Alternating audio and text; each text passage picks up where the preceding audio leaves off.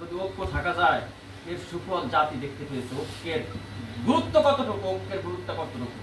থোক বরাদ্দ থেকে আমাদেরকে এই 20% চাইলে 15% বাড়ি বাড়া যায়। ইতিপূর্বে এরকম সফল আন্দোলন কিন্তু হয়নি ইতিপূর্বে। এবং আমরা স্কুল কলেজ মাধ্যমিক আমরা আমাদের দাবি পেয়েছি, কিন্তু 10 দিন ক্লাস না কারণে আমাদের ছেলেমেয়েরা কিছুটা হলেও ক্ষতিগ্রস্ত হয়েছে।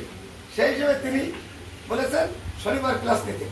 পরীক্ষার আগ পর্যন্ত সর্বোচ্চ 1 মাস পরীক্ষা বাকি আছে। 1 মাসের মধ্যে 4টি বা 5টা শনিবার বাড়তে পারে। এর জন্য তিনি ইনসাফপূর্ণ কথা বলেছেন যে আমরা যাতে ক্লাস করি। এটা তাকে এই ইনসাফপূর্ণ বক্তব্য। সারা দেশের শিক্ষক শিক্ষিকারা ঘৃণা ভরে সেটা প্রত্যাখ্যান করার ফলে আন্দোলন আরও বেগবান হয়। দুর্বার গতিতে আন্দোলন ছড়িয়ে পড়ার ফলে 10 দিন আন্দোলন করে যায় শিক্ষকরা। আন্দোলনের ফলশ্রুতিতে সরকার আমাদেরকে 15% বাড়ি ভাড়া প্রদান করেছেন এবং চিকিৎসা ভাতাও আমাদেরকে বর্ধিত করেছে। এজন্য সরকারকে আমরা আন্তরিক মোবারকবাদ জানাচ্ছি। আমাদের বর্তমান শিক্ষা উপদেষ্টা আবরার ফাহাদ সাহেব ঢাকা ইউনিভার্সিটির একজন ভদ্র টিচার, উনি বুঝতে পেরেছেন শিক্ষকদের মর্যাদা দিয়ে উনি এই প্রজ্ঞাপন জারি করার কারণে ওনাকে আন্তরিক মোবারকবাদ জানাচ্ছি। এবং আমি আন্তরিক কৃতজ্ঞতা জানাচ্ছি চিতলমারী উপজেলার সর্বস্তরের শিক্ষক শিক্ষিকাবৃন্দ যারা আমাদের অর্থ দিয়ে, শ্রম দিয়ে, আমার মনোবল দিয়ে আমাদেরকে সহযোগিতা করেছে। এবং বিশেষ করে ইলেকট্রনিক এবং প্রিন্টেড মিডিয়ার ভাই এবং বোনেরা, বিশেষ করে ঢাকাতে যখন আমরা আন্দোলনে ছিলাম, SA TV, Jamuna TV, 21 TV সহ অসংখ্য টিভিতে আমাদের ইন্টারভিউ নিয়েছে এবং অত্যন্ত গুরুত্বের সহিত সেগুলো সম্প্রচার করেছে। এজন্য ইলেকট্রনিক এবং প্রিন্টেড মিডিয়ার ভাই বোনদেরকেও আমি কৃতজ্ঞতা জানাচ্ছি।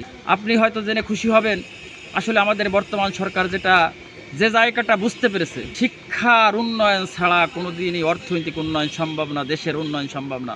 আপনি জেনে থাকবেন সিঙ্গাপুর, আমাদের পাশেই সিঙ্গাপুর একটা দরিদ্র রাষ্ট্র ছিল, মাছ বিক্রি করে তারা জীবিকা নির্বাহ করত। ফাদার অফ নেশন, সিঙ্গাপুরের father of nation Lee Kuan, উনি যখন দেখলেন অর্থনৈতিক ভঙ্গুর দশা, এডুকেশন এবং আমলাদের টাকা বেতন বৃদ্ধি করার ফলে সে দেশে দুর্নীতি কমে গেল এবং শিক্ষক পেশায় মেধাবীরা ঢুকে যাওয়ার কারণে সে দেশের টেকনোলজি এত উন্নত হলো যে শ্রীলঙ্কা দেখেন তারা আর্থিকভাবে এখন শিল্প বিপ্লব ঘটে গেছে সেখানে।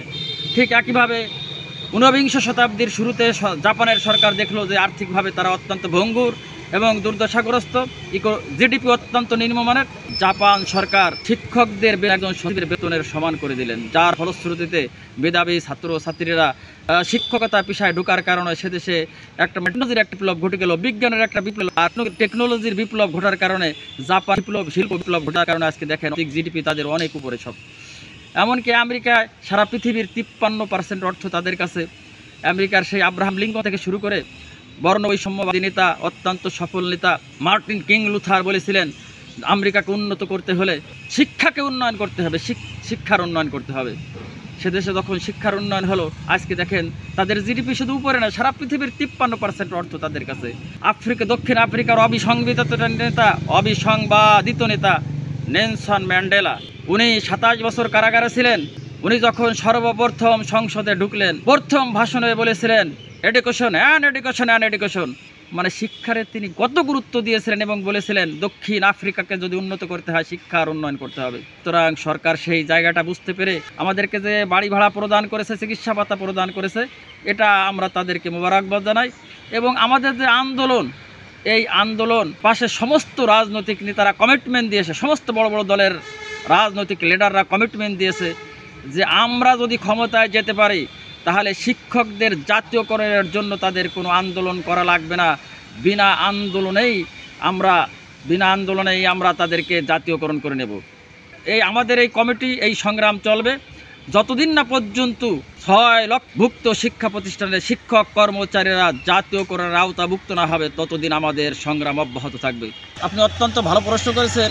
এই গ্যাপ, শিক্ষকের যে গ্যাপটা রয়ে গেছে, পাঠদানের যে গ্যাপটা, দীর্ঘ 10টা দিন আসলে আমাদের কোমলমতি ছাত্রছাত্রীরা ক্লাস থেকে দূরে থাকার ফলশ্রুতিতে সিলেবাসে অনেক ঘাটতি, অনেক গ্যাপ পরিলক্ষিত হচ্ছে। এই গ্যাপ পূরণ করার জন্য, ক্ষতি পুষিয়ে দেওয়ার জন্য আমরা নৈতিকভাবে বার্ষিক পরীক্ষার পূর্বে প্রত্যেক শনিবারে ক্লাস নেওয়ার জন্য আমরা নীতিগতভাবে সিদ্ধান্ত নিয়েছি এবং ঘোষণা দিয়েছি। আজকে আমরা উপজেলা মিটিং করেছি, উপজেলা নির্বাহী অফিসার অডিটোরিয়ামে যে আমরা মিটিং করেছি, আপনি সাংবাদিক হিসেবে হয়তো সেখানে ছিলেন, আমি সেখানে ঘোষণা দিয়েছি যে শনিবার থেকে আমরা দৈনন্দিন ক্লাস নেব এবং শুধু শনিবার নয়, প্রয়োজন হলে রাত্রেও বা অবসর টাইমে আমরা শুক্রবারে তাদেরকে মানে পাঠদান করে আমরা তাদেরকে সিলেবাস কমপ্লিট করে দেবো নির্বাচনের পরীক্ষার আগেই, বার্ষিক পরীক্ষার আগে। নিউজ টাইমস 24 বিডি, সত্যের প্রত্যয়ে আমরা।